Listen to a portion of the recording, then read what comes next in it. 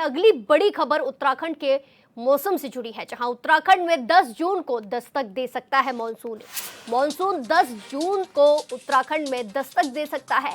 बिहार में पहुंचा मानसून, आपदा प्रबंधन विभाग ने परखी तैयारियां। इसी को देखते हुए आपदा प्रबंधन भी अलर्ट मोड पर है, तैयारियां परखी गई हैं। वर्कशॉप में सीएम धामी भी रहे मौजूद। इसी के साथ एनडीएमए ने दिए विभागों में समन्वय के सुझाव। बड़ी खबर आपको बताई जा रही है, जहां 10 तारीख को उत्तराखंड में मॉनसून दस्तक दे सकता है। 10 जून को मॉनसून उत्तराखंड में दस्तक दे सकता है। इसी के साथ बिहार में मॉनसून ने अपने पैर पसार लिए हैं। इसी के साथ अलर्ट मोड पर विभाग भी हो गए हैं और समन्वय स्थापित करने के सुझाव भी दिए जा रहे हैं। बिहार में पहुंच चुका है मॉनसून और उत्तराखंड में भी 10 जून को मॉनसून आने की संभावनाएं हैं। आपदा प्रबंधन विभाग ने सारी तैयारियां परख ली हैं। इसको देखते हुए तैयारियां की गई हैं। वर्कशॉप में सीएम पुष्कर सिंह धामी भी मौजूद रहे। इसी के साथ एनडीएमए ने दिए विभागों में समन्वय के सुझाव। मॉनसून को देखते हुए विभाग भी अलर्ट हो गए हैं। 10 जून को उत्तराखंड में मॉनसून दस्तक दे सकता है, जिसको लेकर सारी तैयारियां की जा चुकी हैं। तैयारियों को परखा जा रहा है, सारी तैयारियां की जा रही हैं। आपदा प्रबंधन विभाग ने सारी तैयारियों को परख लिया है। इसी के साथ विभागों में समन्वय बनाने के भी सुझाव मिल रहे हैं। वर्कशॉप में सीएम धामी भी मौजूद रहे थे। इसी के साथ एनडीएमए ने विभाग में समन्वय स्थापित करने के सुझाव दिए हैं, जिससे कि कोई भी परेशानी ना हो। उत्तराखंड में 10 जून से दस्तक दे सकता है मॉनसून। बिहार में मॉनसून की दस्तक हो चुकी है, बिहार में मॉनसून पहुंच चुका है और अब उत्तराखंड में 10 जून को मॉनसून दस्तक दे सकता है, जिसको लेकर आपदा प्रबंधन विभाग भी अलर्ट है और सारी तैयारियों को परख लिया गया है। वर्कशॉप का आयोजन किया गया, जिसमें सीएम धामी भी मौजूद रहे। इसी के साथ एनडीएमए ने विभागों के समन्वय के सुझाव दिए हैं। बड़ी खबर आपको बताई जा रही है, जहां उत्तराखंड में 10 जून को दस्तक दे सकता है मॉनसून। बिहार में मॉनसून आ चुका है। इस खबर पर ज्यादा जानकारी के साथ सीधे लाइव जुड़ेंगे हमारे संवाददाता समृद्ध मिश्रा से। समृद्ध, जिस तरीके से 10 जून को उत्तराखंड में मॉनसून दस्तक दे सकता है और सारी तैयारियों को देखा गया है, तो ऐसे में क्या कुछ नजर आ रहा है, क्या कुछ तैयारियां की गई हैं?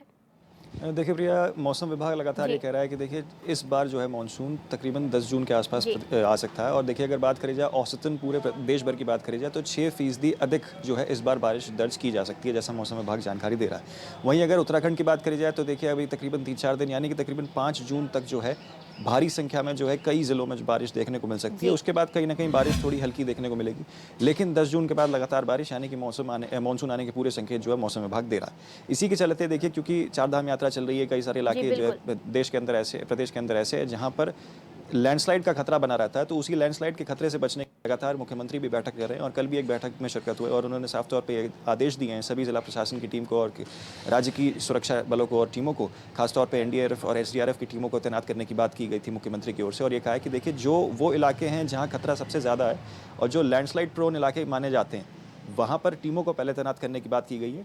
और ये कहा गया है कि देखिए टीमों को जल्दी तैनात करने के साथ जो भी ज़रूरी चीज़ें हैं, चाहे जेसीबी हो या अन्य कोई भी ऐसी मशीनें आपको लगती हैं, वो वहाँ पर खड़ी कर दी जाए समय से पहले। और साथ ही क्योंकि पिछले वर्षों हमने देखा कई सारे इलाके ऐसे थे जहाँ बादल फटने की भी खबरें आई थी सामने, तो उसके चलते जो वहाँ के स्थानीय गाँव हैं और जो वहाँ का आम लोग हैं, उनको भी काफ़ी परेशानियों का सामना करना पड़ता। तो ऐसी कोई स्थिति सरकार ये चाह रही है कि उत्पन्न ना हो, लेकिन क्योंकि क्या कहते हैं, आपदा अगर कोई ऐसी आती है तो उसमें एनडीआरएफ और एसडीआरएफ लगातार आपस में समन्वय बिठाकर, आपस में जितनी भी जिला प्रशासन की टीमें हो या फिर इस तरीके की एजेंसियां हों, आपस में समन्वय बिठाकर कोऑर्डिनेट कर ये आपदा से बचे।